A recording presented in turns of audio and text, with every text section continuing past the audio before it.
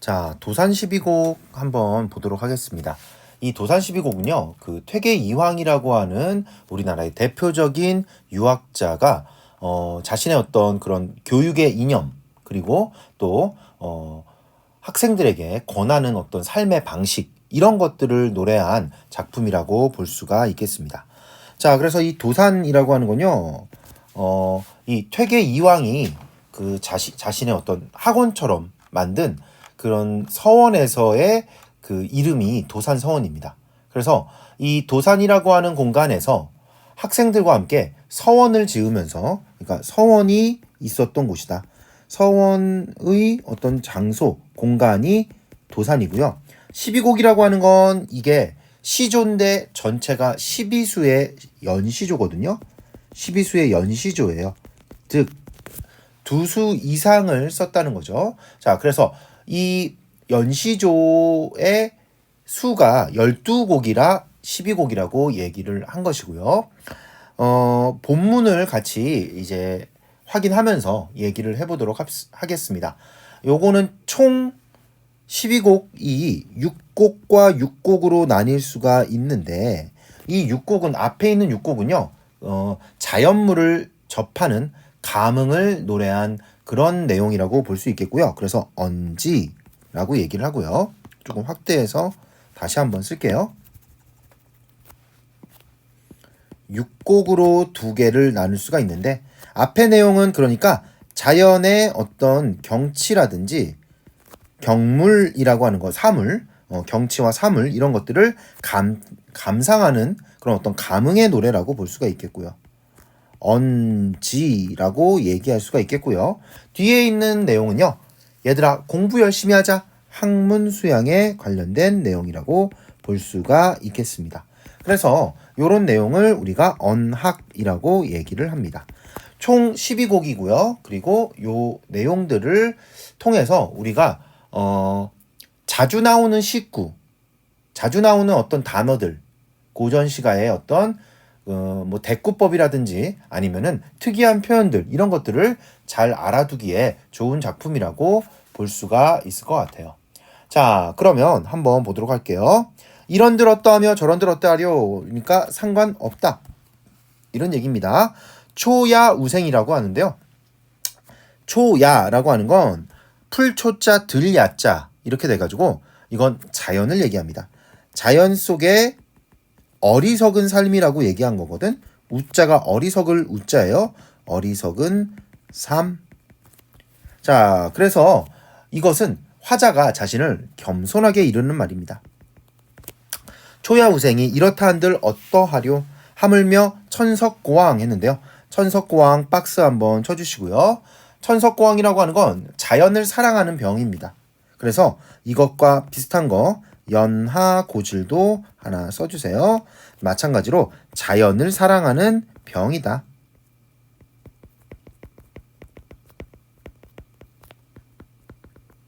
자연 속에서 살고 싶은 마음을 고쳐서 무엇하리요? 이렇게 표현한다고 볼 수가 있을 것 같아요. 고쳐 무엇하리요?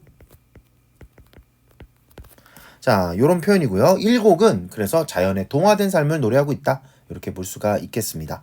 자, 그 다음에 연하라고 하는 건 안개와 노을이고요. 얘도 마찬가지로 자연의 대유법적인 표현이라고 볼 수가 있겠습니다. 연하로 집을 샀고 풍월로 벗을 삼아서, 풍월은 마찬가지로 얘도 자연이다. 태평성대에 병으로 늙어 했는데요. 자, 이 병이라고 하는 거 아까 얘기했던 연하고지를 가리킨다고 볼 수도 있을 것 같아요. 그래서 자연스레 늙는 것이다, 이런 뜻이 있을 수 있겠고요. 또 하나, 그래, 내가 자연을 사랑하는 자연애에 병이 걸렸다, 이렇게도 볼 수 있을 것 같아요. 자, 내가 자연 속에서 거리낌 없이 아주 편안하게 살면서 늙는 거야. 자, 이 중에 바라는 것은 허물이나 없고자인데요. 허물이라고 하는 건 어떤 안 좋은 것, 즉 뭐 잘못, 이 정도로 해석을 할 수가 있겠고요. 자, 안분지족, 안빈낙도, 이런 태도로 살아가고 있다고 볼 수가 있을 것 같습니다.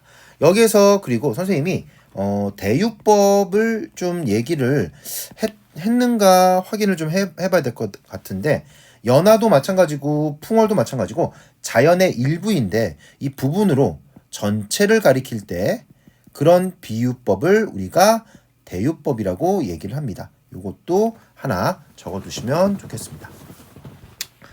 그 다음에 세 번째 보시면요. 삼곡에 순풍이 죽었다 하니 이건 순박한 풍속이다. 이렇게 적어주시고요. 옛날 사람들이 요즘의 사람들이 순박한 풍속이 죽었다 하니 이것은 진실로 거짓말이다. 인성이 어질다 하니 사람들이 인성이 어질다고 하는 것은 진실로 옳은 말이다. 즉 다시 얘기하면 이게 유학자로서 이 퇴계 이황은요. 인성은 원래 어진 것이다. 성선설을 믿었던 입장입니다. 그렇기 때문에 안 좋은 풍속, 이제 좋은 풍속은 다 죽었고 안 좋은 풍속만 남아있다 라고 하는 건 거짓말이다. 우리 열심히 착하게 살면 인성에 맞게, 원래 본성에 맞게 착하게 살고 어질게 살 수 있다. 유학에서 얘기하는 어진 삶을 살 수 있다. 이렇게 얘기하고 있는 대목이거든요.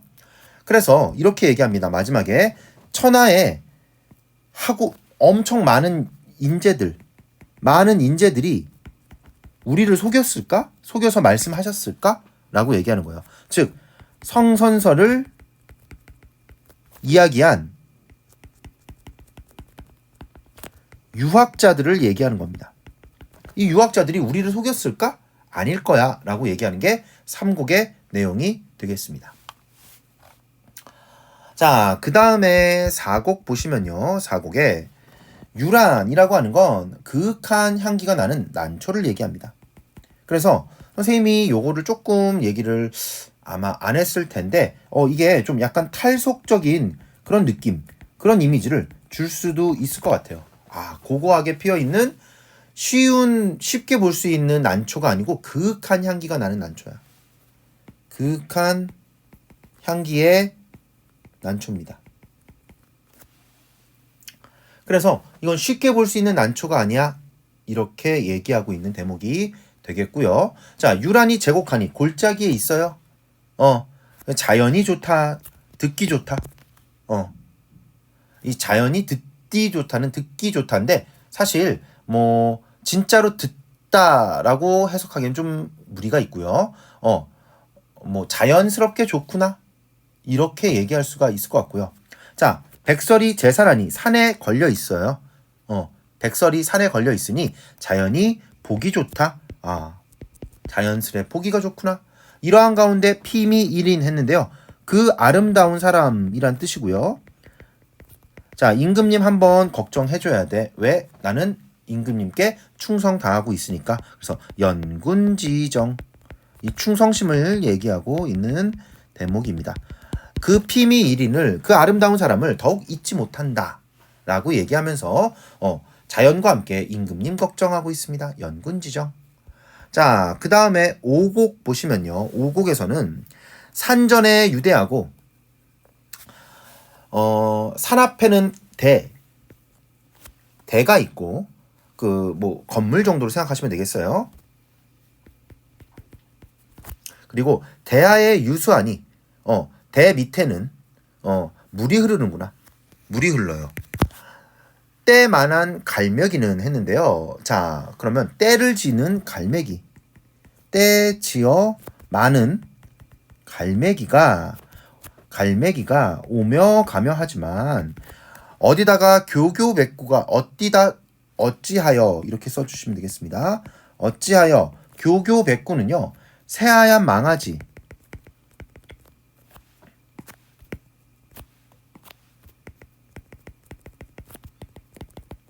새하얀 망아지는요. 이건 약간 신선세계를 의미합니다.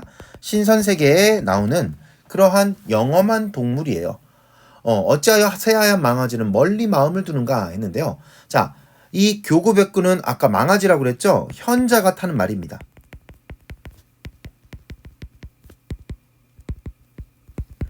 그래서 이거 해석을 한다 그러면 이렇게 해석을 해볼 수가 있을 것 같아요. 자, 때 많은 갈매기는요, 선생님이 이거 무심한 어떤 그런 대상, 무심한 대상의 상징, 욕심이 없는 어떤 자연물, 혹은 보통 이제 사대부들이 자신의 친구로 얘기를 많이 하거든요. 그래서 자연을 즐기는 사람, 혹은 그런 화자를 가리킨다고 볼 수 있겠고요. 그리고 교교백구는 현자가 타는 동물이라고 얘기를 했으니까 인격 수양을 가리킨다, 이렇게 볼 수가 있겠습니다. 그러면 이거 해석을 다시 해보면, 자, 우리는 이렇게 자연을 즐기면서 살아가고 있는데 어찌하여 새하얀 망아지는 멀리 마음을 두는가, 인격 수양의 마음을 왜 멀리 하는고, 이런 식으로 이야기한다고 볼 수가 있겠고요. 그리고 자연을 즐기는 것이 더 좋다라고 하는 의미를 여기서는 담고 있다고 볼 수 있겠습니다. 그래서 우리가 마음을 저기 교교백구에 두지 말고 갈매기처럼 자연을 즐기면서 살아가자, 이런 식으로 이야기하는 게 지금 5곡의 내용이고요. 자연을 멀리하는 현실 세태를 비판한다고 볼 수 있겠습니다. 자, 그러면 6수로 넘어가 볼게요. 자, 6곡 6수로 넘어가면 춘풍의 화만산하고, 그러면 봄바람이죠. 그쵸? 봄바람에 화만산, 꽃이 만발하고요.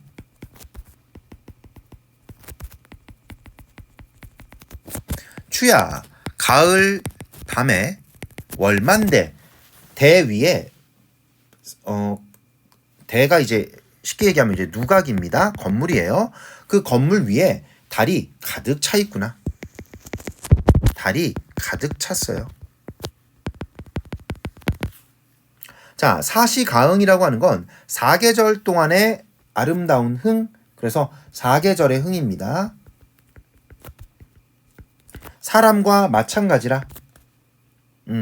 하물며 어약 연비, 그리고 운영청강 했는데요. 자, 물속의 고깃대, 그리고 운영청강이라고 하는 건 하늘에 어떤 그 하늘에 구름이 흐르고, 그리고 하늘에 해가 비치는 것. 그리고 어약 연비할 때 이 빛자는요, 하늘의 새를 얘기합니다. 하늘의 소리새를 얘기합니다. 소리새, 제비하고는 다르게 소리새라고 우선 써주시고요. 운영청강은요, 운영청강은 구름이 흐르고, 그리고 천광, 하늘에 해가 비치는 것, 이런 것들을 운영청강이라고 얘기할 수 있겠습니다. 그러면 여기서 얘기하는 것도 결국에 뭐냐? 사시가흥이에요. 사계절 흥이 아주 넘쳐난다. 그러니까 자연에 사는 것은 즐겁다 라고 얘기하는 부분이고요. 여기까지가 우리 언지 부분이 되겠습니다. 자, 그 다음에 언악 부분인데요. 넘어가서 보도록 할게요. 자, 천운대라고 하는 누각을 돌아들어서, 누각 이름입니다. 완락제라고 하는 이 서재에 들어갔어요. 자, 완락제가 소세한데 했는데요. 맑고 깨끗한 기운이 있다는 겁니다. 맑고 깨끗. 만권생에 했는데요. 자, 우리 생애에 만권 동안 만권의 책을 읽을 수가 있다, 이런 얘기들을 옛 성인들이 많이 했거든. 그래서 만권의 책을 읽는 인생이, 자, 낙사 무궁하여라 했는데요. 즐거운 일입니다. 즐거운 일이 무궁하여라, 끝이 없다. 이 중에 왕래풍류를 일러 무엇하리요 했는데요. 왕래풍류, 오고 가면서 멋스럽게 지내는 것을 얘기합니다. 그래서 쉽게 얘기하면 풍류, 멋스러운 삶이에요.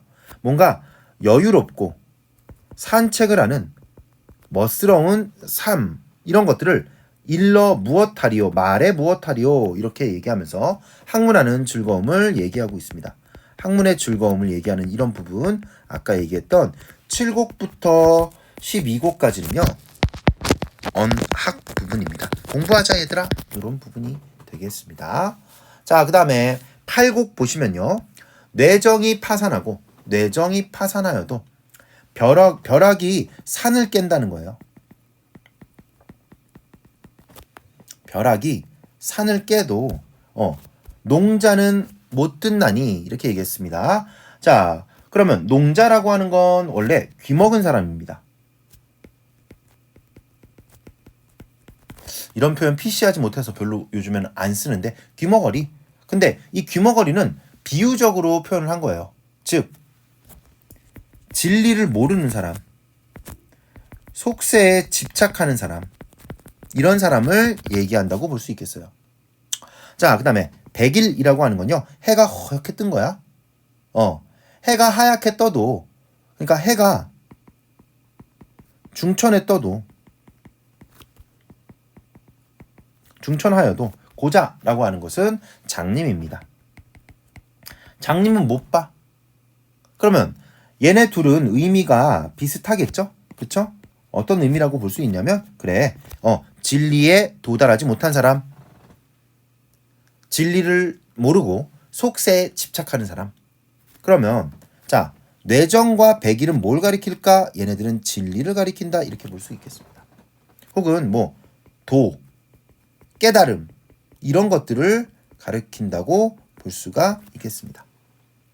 자, 근데 우리는 어떻게 이목 총명한 남자로 농고 갖게 굴지 말라, 갖지는 말아라, 이렇게 얘기하고 있습니다. 그러면 다시 얘기하면 뭐야? 도를 깨우치자, 학문에 정진하자, 이런 내용이 되겠습니다. 그래서 진리의 터득이 중요하다는 걸 강조하는 게 8곡이 되겠습니다. 자, 9곡, 여기가 제일 유명한 대목인데요. 자, 이때 고인은요, 오래된, 즉 옛 성인들을 가리킨다. 근데 책에 보면 옛 성인들의 여러 가지 사상들이 담겨져 있잖아. 그래서 이 사상들을 나는 이 사람을 직접 못 봐도 이 책을 통해서 볼 수 있으니 얼마나 좋으냐? 이런 식으로 학문 수양의 길을 따르는 것이 굉장히 너네들한테 도움 많이 되고 학문 수양을 해야 된다, 이런 것들을 다시 한번 강조하는 내용입니다. 자, 고인은 날 못 보고 나도 고인을 못 뵈. 옛 성인들을 못 봤어. 옛 성인들을 못 봤어도 려던 길, 이건 가던 길입니다. 가던 길이 앞에 있어요. 자, 앞에 있다라고 하는 건 다시 얘기하면 뭐냐? 책에 있다는 얘기죠.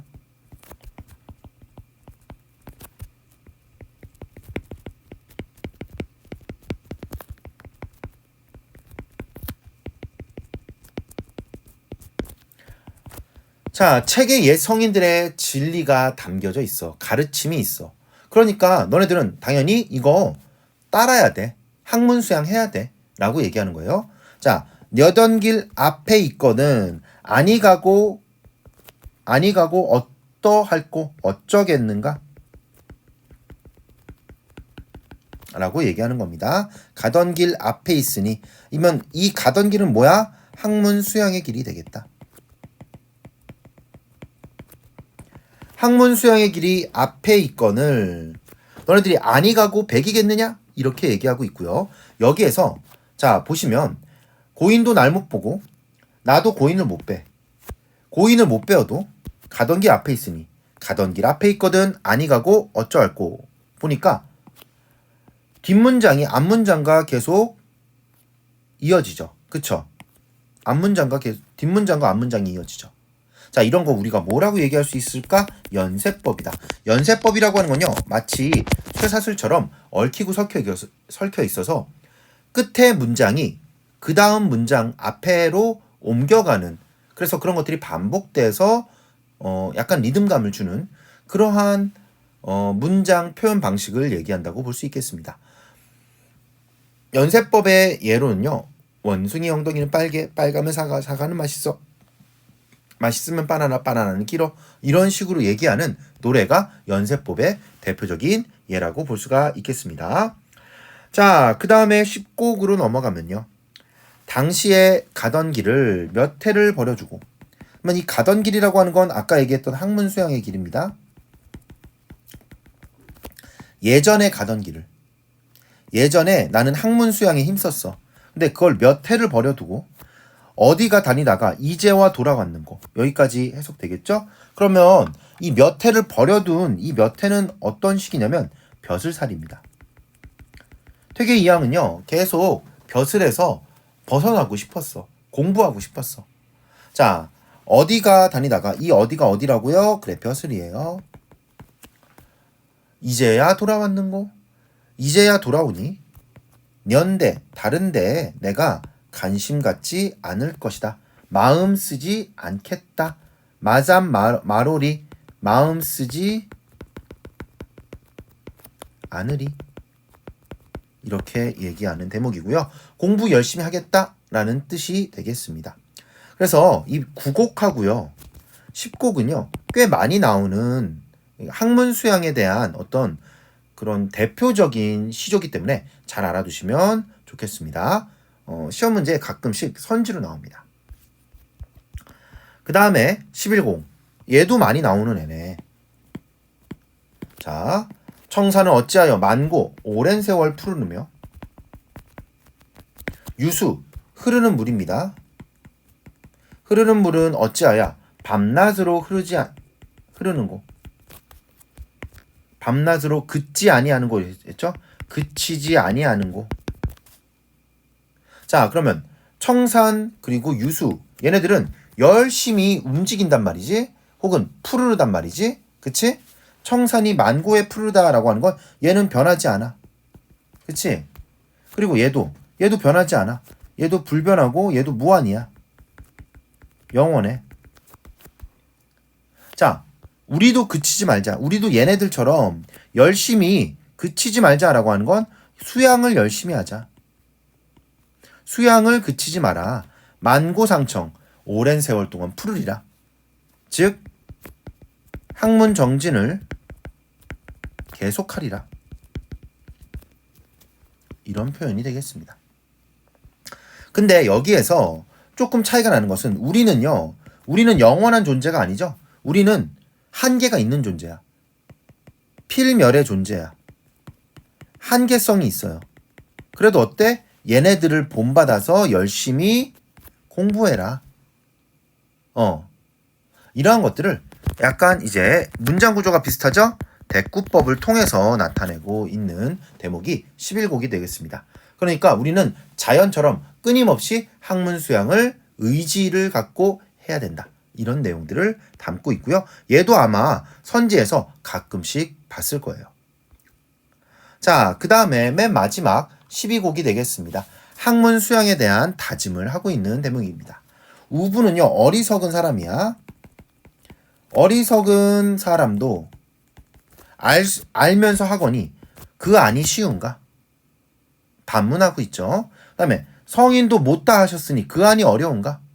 자, 이건 진짜 묻는 게 아니라 서리법이 되겠죠? 이건 쉽다. 배우기 쉬워. 그런데 또 끝내기 어려워. 쉽든지 어렵든지 간에 우리 이러한 공부 중에, 수양 중에 늙는 줄을 몰라라. 학문 수양의 생활 속에서 쉽던 간에 어렵던 간에 우리는 늙어갈 줄 모르겠다라고 얘기하는 건 우리는 끝까지 한다. 늙어 죽을 때까지 한다. 이런 어떤 다짐, 의지를 엿볼 수 있다고 볼 수 있겠습니다. 자, 요렇게 이왕에 도산 12곡 알아봤고요. 나머지 내용들, 이거 문제 풀면서 틀린 것들 있으면 같이 한번 살펴보면 되겠고, 나머지 해석들은 아니면 문제 풀이들은 선생님이 이제 만나서 진행하도록 하겠습니다.